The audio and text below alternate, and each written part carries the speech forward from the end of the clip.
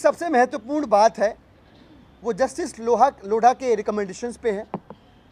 देश का दुर्भाग्य है कि इस देश की अर्थव्यवस्था की जिम्मेदारी वित्त मंत्री के हाथों है और उनके ऊपर आर्थिक मामलों के अपराधों के आरोप लगे हुए हैं।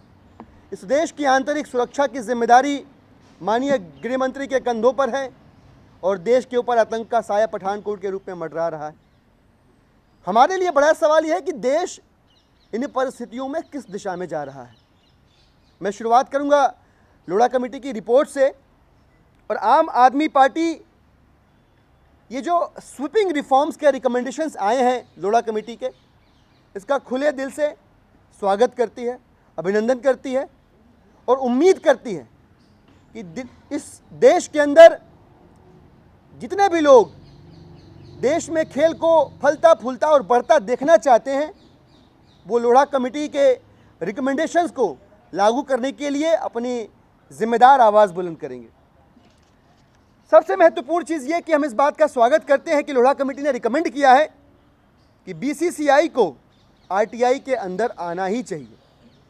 ऐसे कई सारे हाई कोर्ट के और सुप्रीम कोर्ट के फैसले हैं जिसमें माननीय उच्च न्यायालय और उच्चतम न्यायालय ने ये ऑर्डर्स पास किए हैं, ये कहा है, ये बताया है कि जिस किस्म की फंक्शनिंग इन एजेंसीज़ की है, इन एंटिटीज़ की हैं, they are similar to the state office, akin to state functions, and that's why they must come under RTI। तो लोढ़ा कमेटी की जो रिकमेंडेशन है RTI के अंडर लाने की बीसीसीआई की, हम उसका स्वागत करते हैं। उम्मीद है कि सभी जिम्मेदार लोग इस व्यवस्था के अंदर इसको इम्प्लीमेंट करवाने में, इसको लागू करवाने में अग्रणी भूमिका निभाएंगे। दूसरी चीज़ हम ये महसूस करते हैं, हम ये मानते हैं कि खेल के अंदर राजनेताओं का, मंत्रियों का हस्तक्षेप बिल्कुल बंद होना चाहिए, ख़त्म होना चाहिए।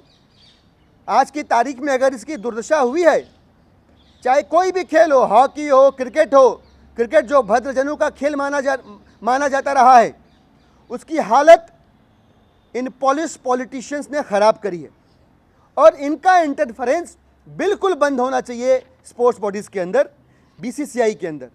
ये जो रिकमेंडेशन है हम इसका स्वागत करते हैं और इसे शीघ्रातिशीघ्र लागू होना चाहिए।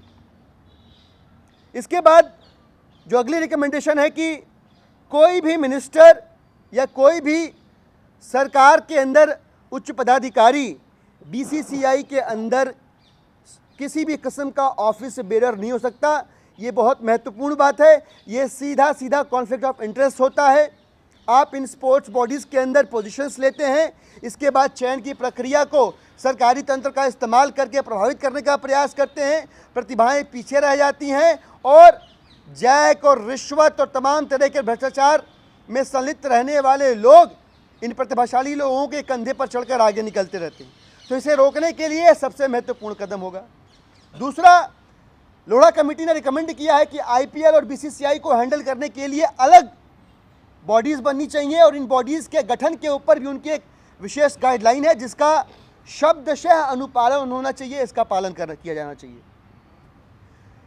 आखिरी जो सबसे महत्वपूर्ण चीज़ लोढ़ा कमेटी ने रिकमेंड करी है और जिसका सीधा संबंध डीडीसीए से भी है कि जो भी स्टेट लेवल की स्पोर्ट्स बॉडीज़ हैं इनके अंदर पॉलिटिशियन का इंटरफेरेंस बिल्कुल बंद होना चाहिए।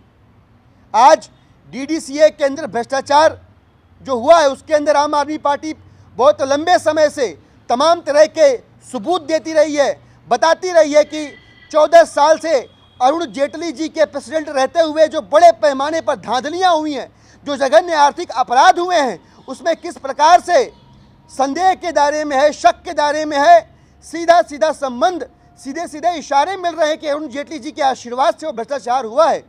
अगर ये रिकमेंडेशन लागू हो जाती या ये रिकमेंडेशन आज अगर लागू हो जाती है तो आने वाले समय में इस प्रकार के आर्थिक अपराधों को, भ्रष्टाचार के मामलों को रोका जा सकेगा, ऐसा हमारा मानना है।